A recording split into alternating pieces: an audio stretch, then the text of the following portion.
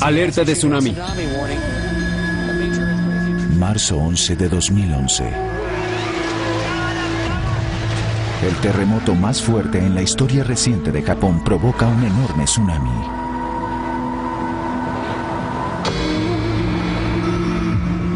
El agua anega la planta nuclear de Fukushima, Daiichi, y empieza la crisis nuclear más grave del último cuarto de siglo. El mundo observa la lucha desesperada para evitar una fusión nuclear que podría matar y envenenar a miles de personas. Accidentes nucleares pasados como Chernobyl nos obsesionan, pero ¿son justificados nuestros temores?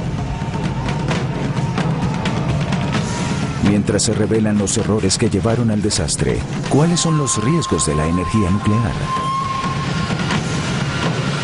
Y cuando nos asusta lo que comemos y bebemos, ¿es el momento de abandonar la energía atómica?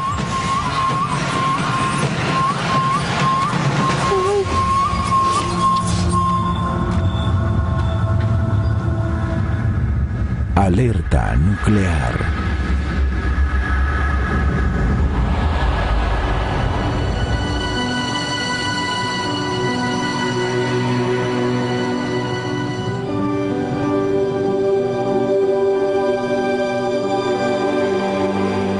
El terremoto y el tsunami dejan una tragedia humana que va más allá de la imaginación. Devastación, destrucción, que demorarán años en reconstruirse. Luego, cuando Japón aún no se recupera de la devastación, explota el reactor 1 de la planta nuclear de Fukushima. Y comienza una nueva crisis.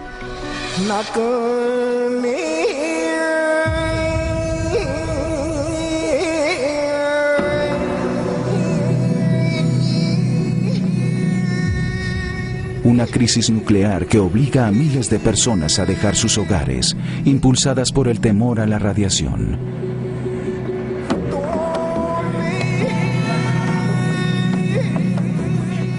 Es una crisis cuya consecuencia no es solamente el destrozo altamente radiactivo de la planta, sino las preguntas perdurables respecto al futuro de la energía nuclear. El desastre en la planta de energía atómica de Fukushima, Daiichi, es la peor catástrofe nuclear en la historia de Japón. Esta es la historia de cómo se desarrolló la crisis.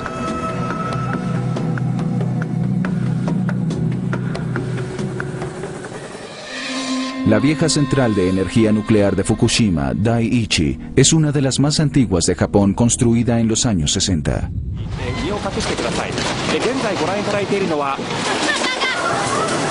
De magnitud 9, el terremoto fue el más fuerte en la historia reciente de Japón. En Fukushima parece al principio que todo se desarrolla de acuerdo con el plan de emergencia.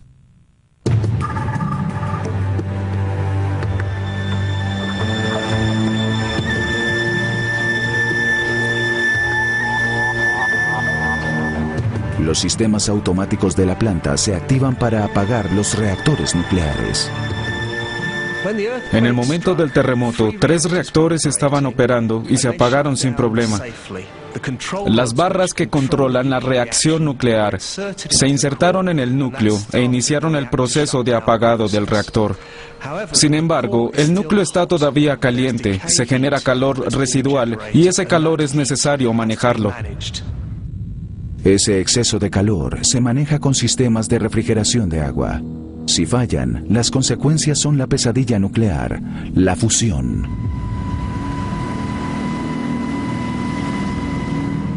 El terremoto les corta el suministro eléctrico a esas esenciales bombas de refrigeración.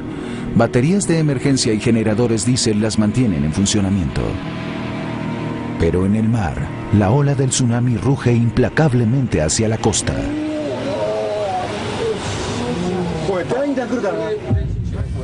El tsunami se aproxima en varias oleadas.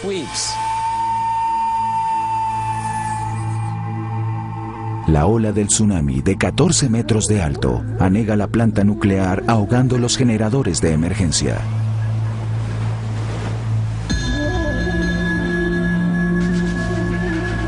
Ahora, los operadores están ante un verdadero problema. No pueden refrigerar el núcleo. En un pánico de apagado de emergencia, la preocupación invadiría la sala de control. No es usual que un reactor se comporte así. Mirarían sus indicadores. Hay dos causas de preocupación. La primera, el aumento de presión dentro de la vasija de presión del reactor. Y la segunda, el aumento de temperatura. Es esa combinación que tiene claros límites físicos. Cuando la temperatura y la presión llegan a un cierto límite, quedan a merced de los dioses. La crisis tiene sus raíces en los defectos de diseño inherentes a los reactores de Fukushima. Su diseño, llamado reactor de agua en ebullición, tiene 50 años. Adentro, un recinto de contención de concreto y acero rodea la vasija de presión interior, que contiene el núcleo con su combustible nuclear. Sin refrigeración, las temperaturas y presiones dentro del núcleo se disparan. El nivel de agua baja a medida que el reactor empieza a secarse por ebullición. Un recalentamiento fuera de control está a pocas horas de ocurrir cuando surge otro peligro. A medida que el nivel del agua baja dentro del núcleo del reactor, las barras de combustible de circonio quedan expuestas al vapor. El circonio reacciona con el vapor, se oxida y en este proceso se genera calor, que produce daños y además se genera hidrógeno. Cuando controlaban la vasija de presión liberando el vapor, también se liberó el hidrógeno. Este se acumuló en el edificio de contención exterior. Y esa concentración de hidrógeno con el oxígeno del aire llevó a una situación explosiva.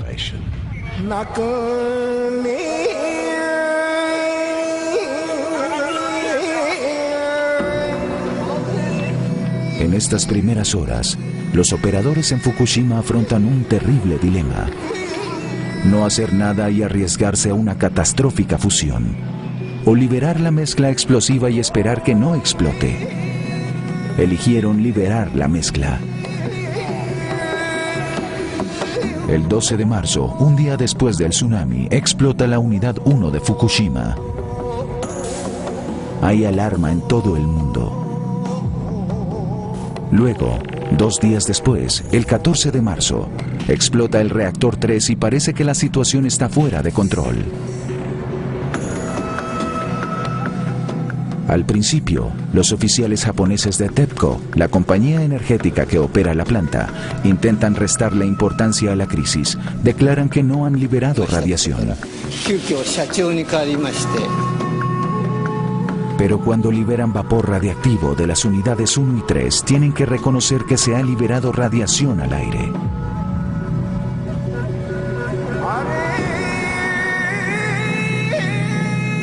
Las autoridades japonesas imponen un área de exclusión y las personas que viven en un radio de 20 a 30 kilómetros deben permanecer bajo techo.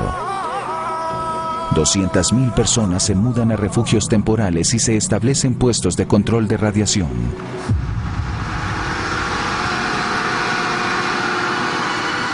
Empieza la lucha desesperada por Fukushima.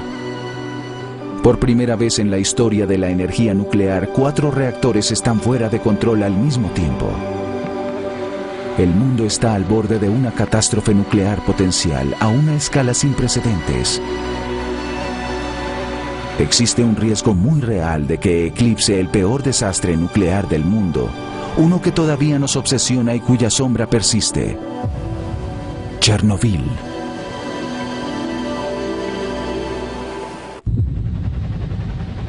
Han pasado 25 años desde la explosión e incendio en la planta nuclear de Chernobyl, en el norte de Ucrania. Más que cualquier otra cosa, definió nuestros temores a la energía nuclear.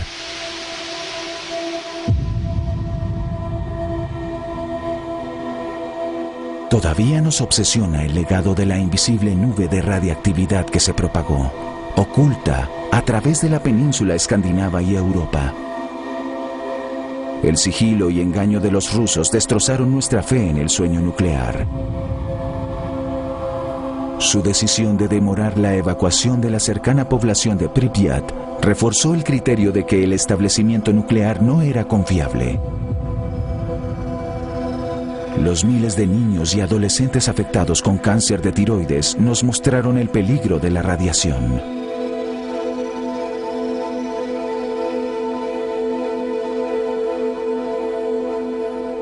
Fue una calamidad radiológica y desde luego sus efectos secundarios van más allá de las 30 o 60 víctimas mortales que generalmente se mencionan.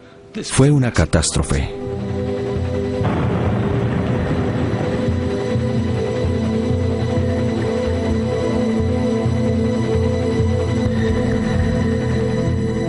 El 26 de abril de 1986, el turno de la noche en Chernobyl inició un apagado de emergencia en un experimento con los sistemas de refrigeración de la planta. Pero el reactor era inestable y explotó. El núcleo de grafito se incendió arrojando humo y desechos radiactivos al aire. La explosión produjo una nube de humo y polvo que estaba formado por partículas radiactivas del reactor, elementos de combustible de dióxido de uranio, diminutas partículas submicrónicas de combustible nuclear que se propagaron por la zona local alrededor de la planta. Eso significa un radio aproximado de 10 kilómetros. Los elementos más volátiles, los más fáciles de elevarse en el aire como el cesio y el yodo, de los cuales oímos hablar ahora en relación con Fukushima, subieron más y se desplazaron mayores distancias porque se demoran más en caer a tierra. El material radiactivo liberado fue 400 veces mayor al de la bomba atómica de Hiroshima. No obstante, los rusos guardaron silencio hasta que Suecia detectó la nube de radiación 2 días después. La nube pasó por encima de la península escandinava y hubo lluvia que impregnó la tierra de radiactividad. Entonces hubo zonas contaminadas allá, en Austria, en parte de Italia y desde luego en el Reino Unido, en la costa oeste. Llovió en Gales del Norte, parte de Cumbria, partes de Escocia, cuando la nube pasaba por encima del Reino Unido. Por eso vemos la contaminación por radiocesio y tenemos problemas a largo plazo con las ovejas por su contaminación por cesio radiactivo. Hoy, 25 años después, los pastos de 300 granjas en Gales del Norte están tan contaminados por la lluvia radiactiva que a los granjeros se les prohíbe vender sus ovejas y corderos. Alrededor de Chernobyl todavía hay una zona de exclusión de 30 kilómetros en la cual a nadie se le permite vivir porque el bosque todavía está contaminado. Pero el legado perdurable de Chernobyl son los niños. En el periodo inmediatamente posterior a la catástrofe, más de 6.000 niños y adolescentes en Bielorrusia, Rusia y Ucrania desarrollaron cáncer de tiroides como consecuencia directa del yodo radioactivo originado en Chernobyl. Su tribulación es un recordatorio constante de los enormes riesgos de la energía nuclear. El cáncer de tiroides, como su nombre lo indica, es cáncer de la glándula tiroides. La clase más común es la que llamamos cáncer papilar. En un niño es más peligroso porque sus glándulas están en crecimiento. Si hablamos con la industria nuclear, nos dirán que las muertes por cáncer de tiroides fueron una tragedia que quedó en el pasado, que Chernobyl no tuvo impacto perdurable sobre la salud humana. Un cuarto de siglo después, en Bielorrusia, instituciones de caridad todavía trabajan con víctimas infantiles de cáncer y traen cientos de niños a Gran Bretaña de vacaciones. Al hospital oncológico en Minsk llegan padres jóvenes con sus bebés con cáncer y vemos que están aterrorizados por el futuro de sus hijos. Muchos niños nacen con trastornos genéticos. Hoy día, los padres jóvenes tienen bebés que nacen con cáncer o leucemia. Algunos de estos casos deben estar relacionados con Chernobyl y debe investigarse. El veredicto científico oficial de las Naciones Unidas es que no existe evidencia de aumento considerable en las tasas de cáncer como resultado de Chernobyl. Dicen que eso es cierto, basándose en los liquidadores, las 300.000 personas que enviaron a la zona de Chernobyl durante semanas y meses a hacer limpieza. Esta es una conclusión polémica. En 2010, un grupo de investigadores, usando nuevas fuentes de Rusia y Europa Oriental, informó que cerca de la mitad de los liquidadores murió y que el verdadero número de víctimas fatales era de poco menos de 1 millón. Como era de esperarse, el establecimiento nuclear ridiculizó su afirmación. Chernobyl fue una calamidad radiológica de primer grado. No fueron los 60 bomberos que murieron a corto plazo.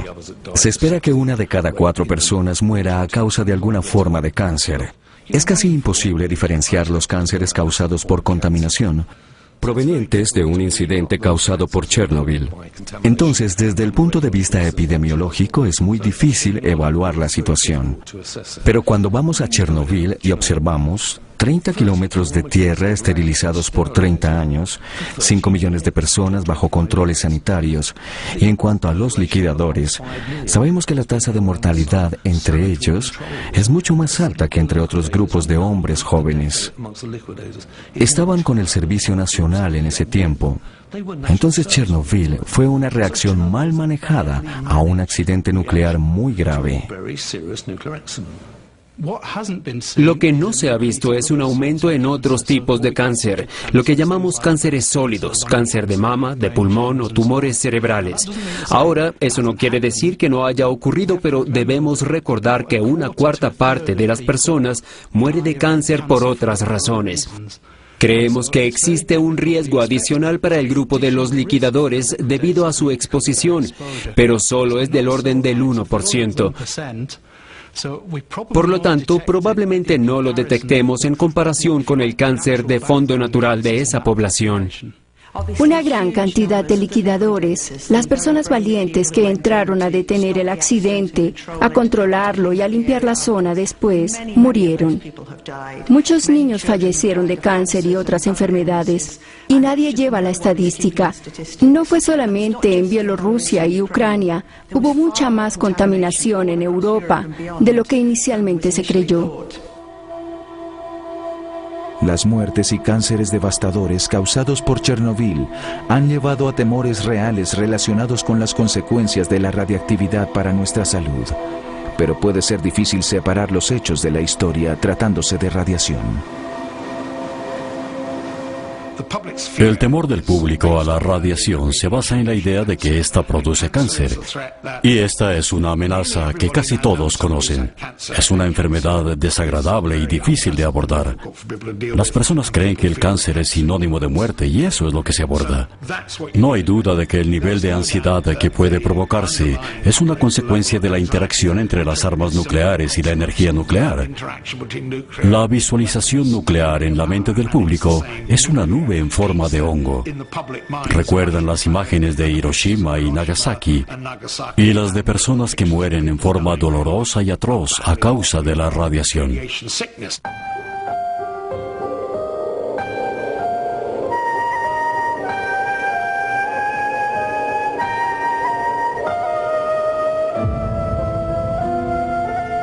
Es evidente que la radiación debe tratarse con respeto, pero ¿cómo y cuándo puede realmente hacernos daño? ¿Cómo juzgamos las palabras tranquilizadoras de los científicos en relación con la seguridad de los niveles de radiación medidos en milli o microsieverts que no entendemos? No hemos aprendido las lecciones de cómo comunicarnos sobre este tema. Seguimos con lo mismo de siempre. Los personajes que le informan al público que todo está bien y luego tienen que cambiar su versión al día siguiente diciendo todo está bien, pero no igual que ayer. Y eso realmente disminuye la seguridad y la confianza del público.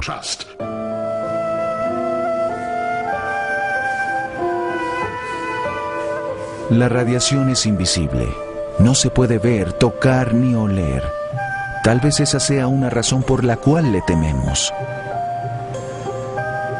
En su expresión más simple, la radiación es energía, como partículas atómicas en rápido movimiento o como ondas electromagnéticas de alta energía, igual que las ondas de radio o la luz.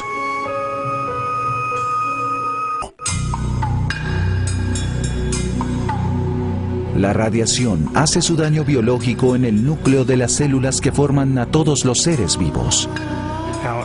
La radiación es la base de la radioterapia y es muy eficaz para matar células. Entonces puede matar la célula o proporcionar una modificación no letal al ADN, la cual, si el proceso de reparación de la célula no se hace debidamente, puede llevar a largo plazo a consecuencias funestas como el cáncer. Otra cosa que la radiación puede hacer es causar inestabilidad inherente en la célula. Y eso significa que las células que se desprendan de esta tratarán de reparar continuamente el daño o tratarán de reorganizarse. Y eso ocasionará nuevo daño en las generaciones posteriores de células.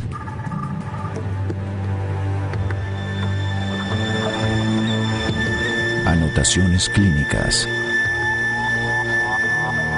Zona controlada, rayos X.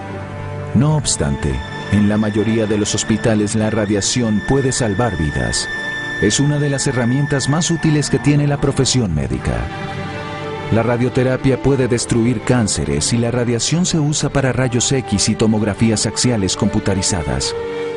¿Por qué no huimos cuando nos dicen que necesitamos una tomografía axial computarizada que libera de una sola vez una dosis de radiación el doble de la cantidad que recibimos naturalmente en un año? Los niveles que damos están cuidadosamente controlados. En el caso de la terapia, damos sieverts completos de radiación, y eso es mucha radiación. Pero para empezar, está cuidadosamente controlada. Sabemos cuál objetivo impactará generalmente el volumen de un tumor, y está cuidadosamente dosificada. Desde el punto de vista médico, sabemos cuánta radiación se debe dar para matar ese tejido en particular. Pero debemos analizar cuidadosamente si el beneficio supera el riesgo.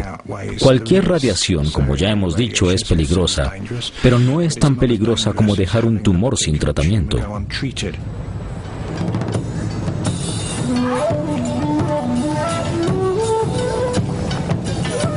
Los habitantes de Tokio, como todas las demás personas en el mundo, están continuamente expuestos a niveles muy bajos de radiación de fondo. Lo que realmente importa es la cantidad de radiación a la cual estemos expuestos y por cuánto tiempo. Y la diferencia es grande si las partículas radiactivas caen sobre la ropa, sobre la piel, o si entran en nuestro cuerpo por el aire que respiramos o por ingestión de alimentos contaminados. Lo que quede en la piel tendrá una pequeña penetración dependiendo del radioisótopo. Pero desde el punto de vista del yodo radiactivo es inhalación e ingestión. Está presente en los alimentos y en el agua. Pero para estar expuesto a este tipo particular de radiación, la radiación isotópica tiene que penetrar dentro del cuerpo para que haga daño. Después de las explosiones, se prohibió la venta de agua, leche y hortalizas porque estaban contaminadas con radiactividad. Sin embargo, según los oficiales japoneses, los niveles estaban aún tan bajos que sería necesario beber leche durante un año o comer espinaca durante 5 años para recibir la misma dosis de una tomografía axial computarizada. ¿Pero será seguro? La creencia científica establecida es que, en principio, no hay nivel seguro de radiación. Cualquier cantidad puede producir algún daño en el ADN. Es casi como jugar a la lotería. Si el daño es muy pequeño, las probabilidades de un daño grande son ínfimas. Si hay mucho daño, son mayores. Entonces, con cualquier cantidad de radiación, hay alguna posibilidad de daño. Todos nosotros estamos expuestos a unos 2 milisieverts de radiación por año. Pero en aquellas regiones del mundo en las cuales hay un nivel de radiación mucho más alto, no parece haber un aumento de cáncer. Es como si nos hubiéramos adaptado a vivir con radiación. Tenemos nuestro propio método para manejarla. Una dosis alta de radiación a corto plazo puede matar. Pero se necesita una dosis muy alta y tiene que penetrar hasta las células de los intestinos, de la piel o de la médula ósea. Por esto usamos radiación para matar células cancerosas, porque se dividen más rápido.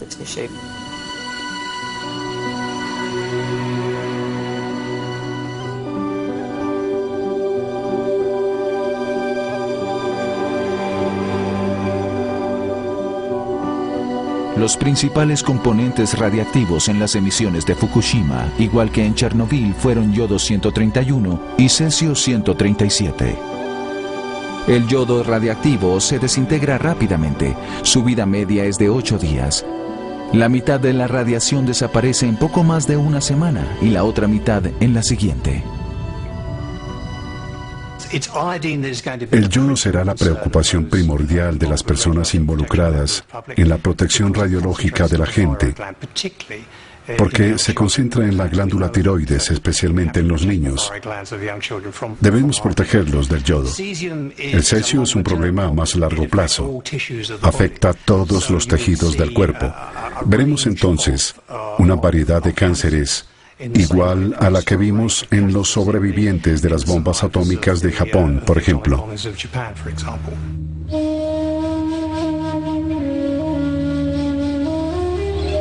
La manera más fácil de evitar la radiación es sencillamente alejarse de ella.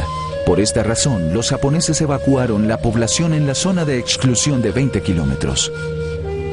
Pero ¿y los trabajadores? Ellos no pueden escapar. Los japoneses aumentaron temporalmente en 2,5 veces la dosis máxima a la cual podían estar expuestos. Es una cuarta parte de la cantidad a la cual la enfermedad por radiación comienza a ser un riesgo. Los trabajadores en la planta están expuestos a más radiación que la población. La exposición de esos individuos se minimiza limitando la cantidad de tiempo que pasan en el sitio y haciendo obligatorio el baño antes de salir. Tienen ropa especial de protección. Hay muchas medidas preventivas. Estarán cuidadosamente monitoreados. La mayoría de ellos no tendrá problema.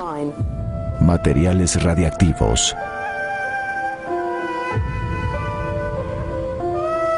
Si no existe un nivel seguro de radiación, finalmente manejar las consecuencias potenciales para nuestra salud se reducen a sopesar los riesgos. Pero será difícil si no tenemos los hechos. En el caso de los riesgos que sentimos que podemos controlar, tendremos que estar más dispuestos a aceptarlos. Esto lo vemos en términos de la conducción, una actividad riesgosa. Y también lo vemos en las personas que fuman. Sabemos que los riesgos están ahí, pero sentimos que podemos controlarlos. Con frecuencia es una falsa impresión, porque no sabemos cuándo nos pueda chocar un auto y no sabemos cuál de los compuestos carcinógenos presentes en el tabaco provocará un cáncer en particular. Entonces la percepción del riesgo es muy difícil.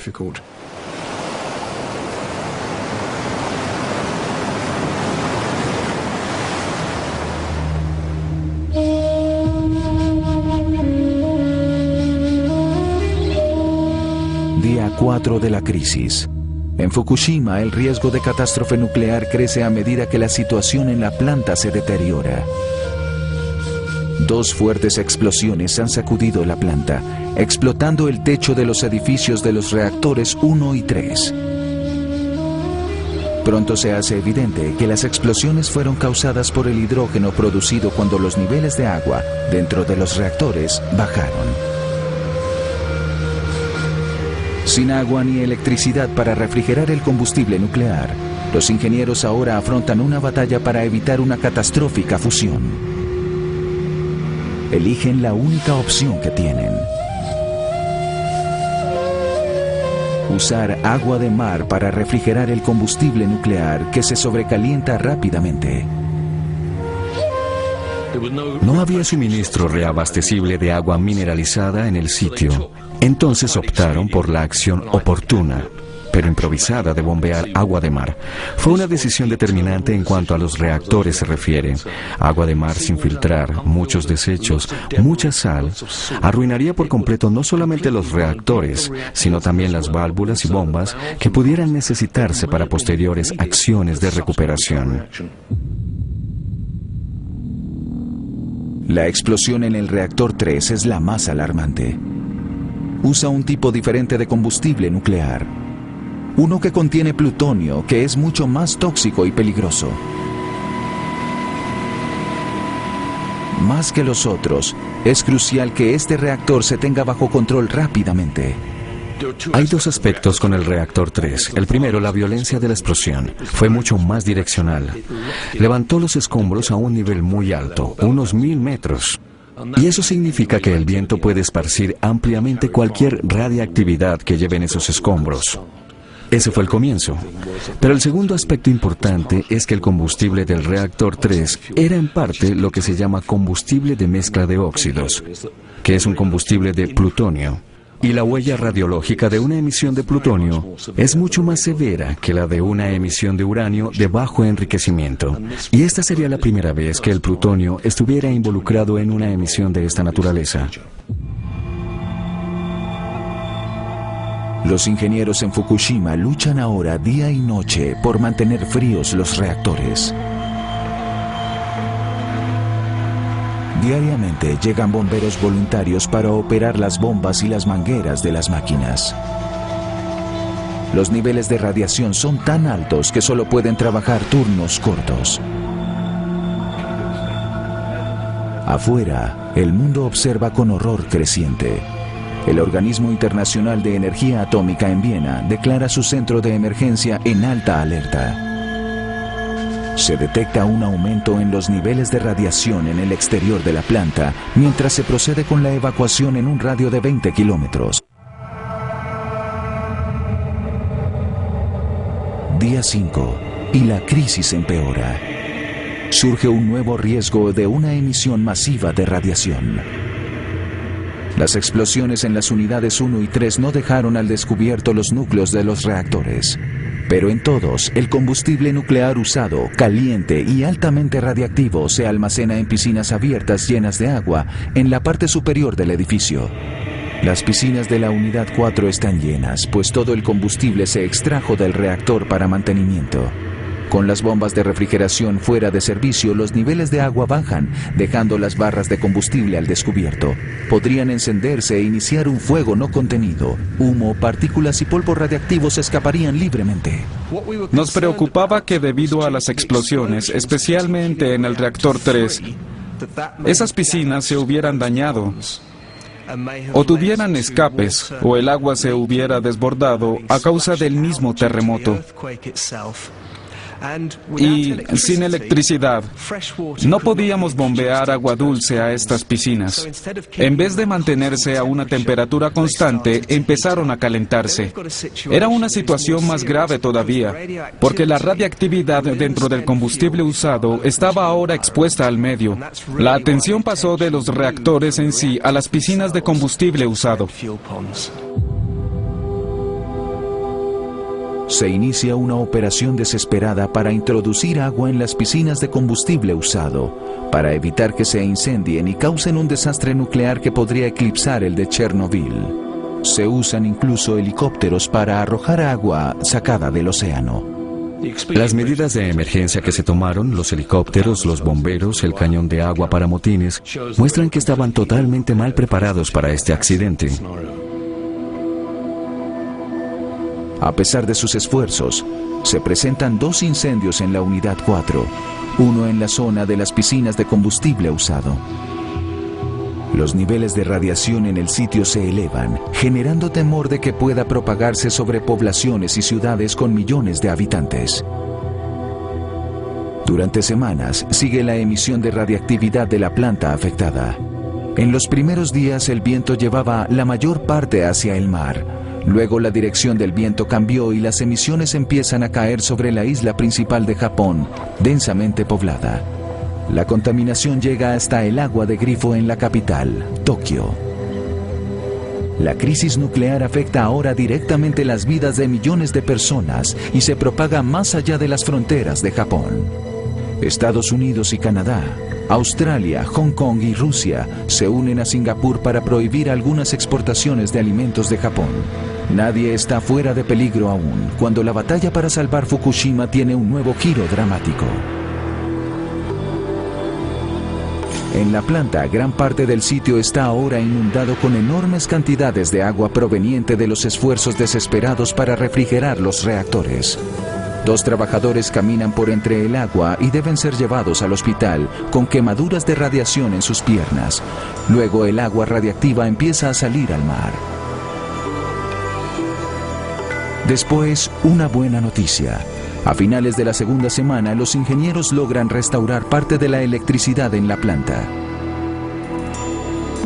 Esto significa que pueden dejar de usar el agua corrosiva del mar para refrigeración y usan agua dulce traída en barcazas.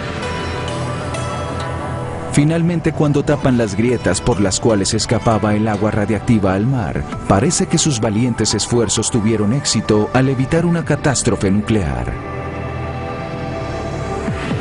Pero la planta permanecerá en un estado peligrosamente volátil durante meses.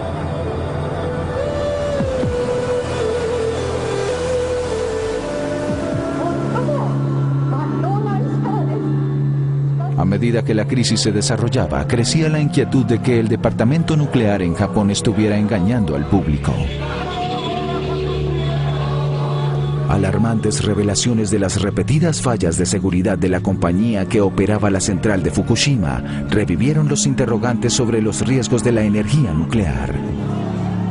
Japón es una de las naciones más modernas y tecnológicamente avanzadas de la Tierra. Si Japón no puede evitar un desastre nuclear, ¿quién puede? Lo que se perdió con Fukushima fue la confianza del público. Japón, país con una infraestructura sofisticada, de alta tecnología, cuyos autos, televisores de pantalla plana, buques, etc., compramos por su excelencia en la ingeniería.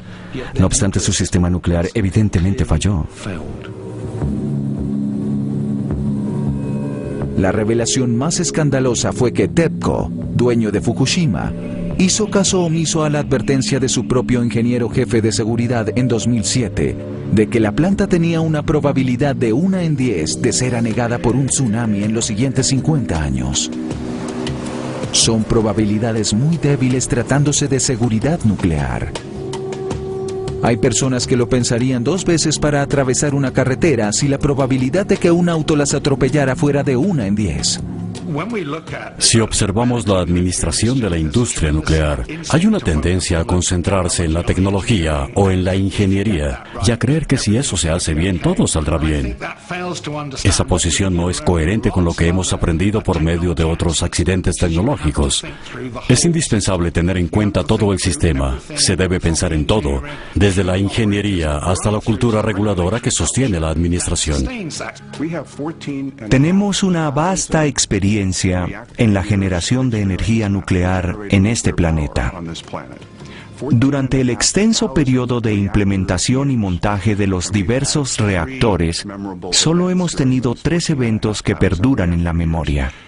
3 Mile Island, que no ocasionó daños humanos ni ambientales; Chernobyl, que fue nocivo pero menos de lo que comúnmente se cree; y Fukushima, una central que produjo electricidad satisfactoriamente durante 40 años y luego se convirtió en un problema por una falla en el suministro de refrigeración luego de apagarse forzosamente.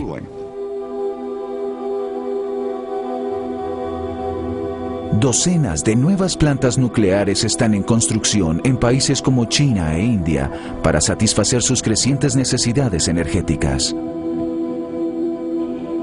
Para alguien que fue consejero ambiental para el gobierno británico, significa que otro accidente es inevitable. Y la lección de Fukushima es que necesitamos una cultura de reglamentación estricta e independiente para minimizar esos riesgos. Los chinos tienen planes para construir 70 reactores entre ahora y el año 2030. Estoy seguro que la ingeniería será muy buena. Son excelentes ingenieros. Sin embargo, cuando ocurrió el terremoto en Sichuan hace un par de años, todas las escuelas se derrumbaron porque el concreto no se había vaciado según las normas. Me preocupa que la cultura reguladora china no pueda construirse lo suficientemente rápido para respaldar esa magnitud de construcción, garantizando un vaciado de todo el concreto. No es que no se pueda hacer, pero hablamos de una cultura que podría demorar 30 o 40 años para llegar al punto de poder confiar plenamente en ella. Y esto no es compatible con la construcción de 70 reactores en 20 años. La respuesta de muchos gobiernos a Fukushima ha sido expedir rápidamente revisiones de seguridad. Esto significará reglamentaciones más estrictas y costos más altos para la energía nuclear. Lo que ocurre es que el costo de las energías renovables, energía eólica, energía solar y la eficiencia energética baja todo el tiempo. Estamos en una situación dinámica y esto no ayuda a la industria nuclear. El desafío del cambio climático impulsa el crecimiento de las energías renovables como la eólica y la solar. Y también lleva a lo que la industria nuclear llama un renacimiento nuclear. Vivimos en un mundo donde nuestros mejores científicos especialistas en el clima nos dicen que debemos disminuir las emisiones de carbono en un 80%, aun cuando el consumo energético se triplica. De lo contrario, afirman, nos arriesgamos a un catastrófico y radical cambio climático de tal magnitud que podría desestabilizar a toda la civilización. Actualmente solo existe una tecnología que puede expandirse en la misma proporción del problema que afrontamos, la energía nuclear. Hay una campaña de relaciones públicas sobre el renacimiento nuclear. Es esencial para salvarnos del cambio climático. Excelentes relaciones públicas, pésima economía. No es una política energética muy buena. Pero pueden confiar en nosotros, dice la industria nuclear. Los reactores de diseño moderno son muy diferentes a la unidad de hace 50 años de Fukushima. Y hay una manera obvia, desde luego, para reducir el riesgo de un desastre nuclear: dejar de construir plantas nucleares en zonas de actividad sísmica. El 20% de las plantas de energía nuclear del mundo está construido como todos los 55 reactores de Japón, en zonas de terremoto. No podemos olvidar que los reactores de energía nuclear están en áreas de terremotos. Las zonas costeras tienen la mayor concentración de población y a su vez tienden a sufrir de movimientos telúricos. La energía eléctrica debe generarse donde está la gente. Entonces existe una correlación natural entre la energía nuclear y otras fuentes de energía y las personas que viven en las costas. El punto es que nosotros, como ingenieros, diseñadores y operadores de estas plantas, no tenemos la inteligencia para poder determinar cada uno y todos los posibles accidentes y circunstancias que pueda afrontar una planta nuclear. Realmente debemos tener mucho cuidado con lo que construimos.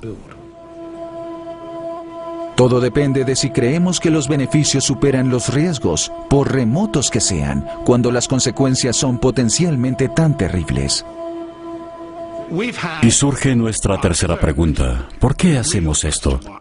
¿Cuál es el valor de hacer algo tan peligroso, tan extraordinario y en ciertos aspectos brillante? ¿Cuál es su valor? ¿Qué logramos con esto que no pudimos conseguir en otras formas menos riesgosas, más económicas y más compatibles con el ser humano y las debilidades humanas? Y la respuesta es nada.